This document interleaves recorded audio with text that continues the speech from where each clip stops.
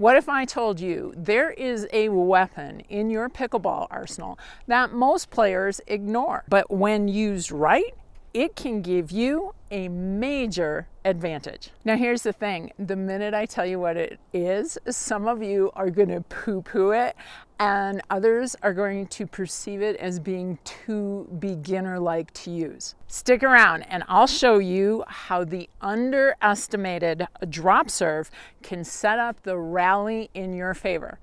And bonus tip, if you stay around to the end, I'm going to show you how it can help you solve one of pickleball's most embarrassing problems. Hey everybody, my name is CJ Johnson, and together with my partner Tony Roy, we help pickleball players over 50 live their best lives on and off the pickleball courts. Power is all the rage right now, and most players are getting caught up in trying to hit a powerful serve. Now, typically that powerful serve is relatively low to the net and it doesn't travel a lot deeper in the opponent's court than mid-court. When that ball lands mid-court, it's much easier for the returner to come into the court to hit the shot, and it gives them a jump on getting to the non-volley zone. Now, if you come from another sport like tennis, the volley serve motion is a little bit more natural to you and you might be able to get that serve deeper.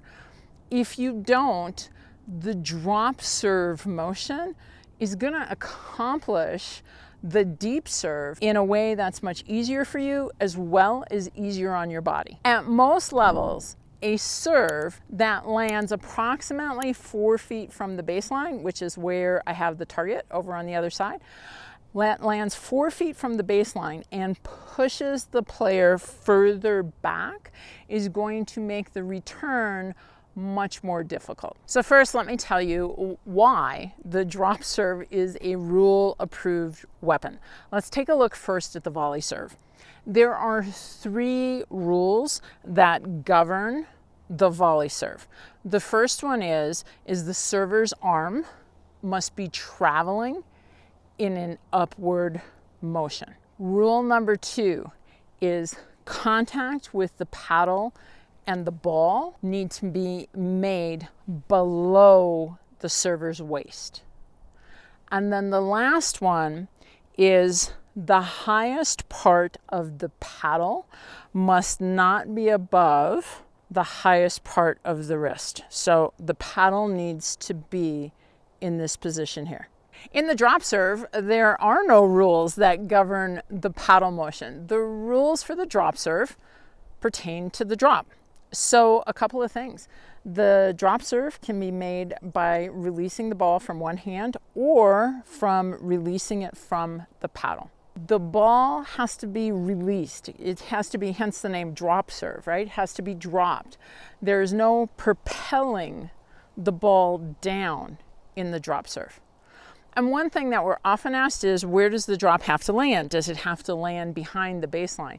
No, actually the drop can land on any part of the court. The drop serve and the volley serve have 2 things in common. The release must be done so that your opponent can see it. And your foot position is the same. Now, if you want the specifics of your foot position, you'll find those in the rule book under 4.A.4. But essentially, at the point of contact, your feet need to be behind the baseline and not in contact with either the center line or the sideline. So now that you know the rules for the drop serve, let's talk about how to make it a weapon inside of your game. If you want to know the other must-have shots to play amazing 3-5 plus pickleball, click on this free guide right up above. The reason the drop serve is better for most players is, number 1, the drop allows for a more natural swinging motion.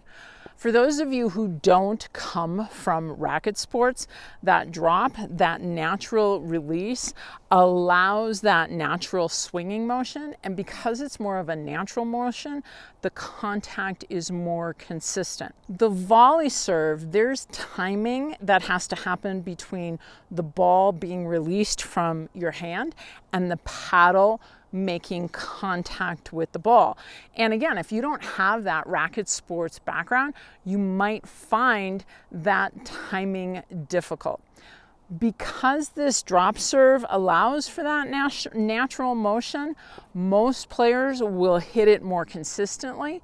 They'll hit it more consistently deep, and it's a serve that holds up under pressure. Secondly, the position of the drop allows the core to get more naturally involved. If you're using a volley serve, it can be very difficult, again, not just to time the contact, but to time the movement of our body, the movement of our core. So essentially, if you look at me from shoulder to hips, that's what I'm talking about when I'm talking about core.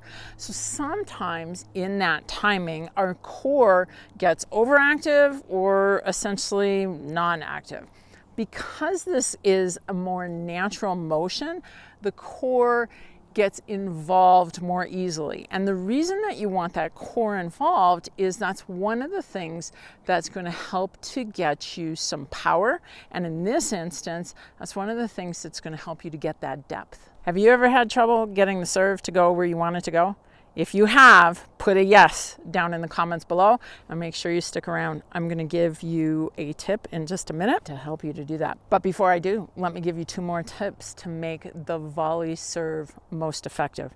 So in order to get the ball to go to where you want it to go in the volley serve, I recommend taking a position where your shoulders are pointing towards your target. So I've got a target down on the other side, the red target on the court.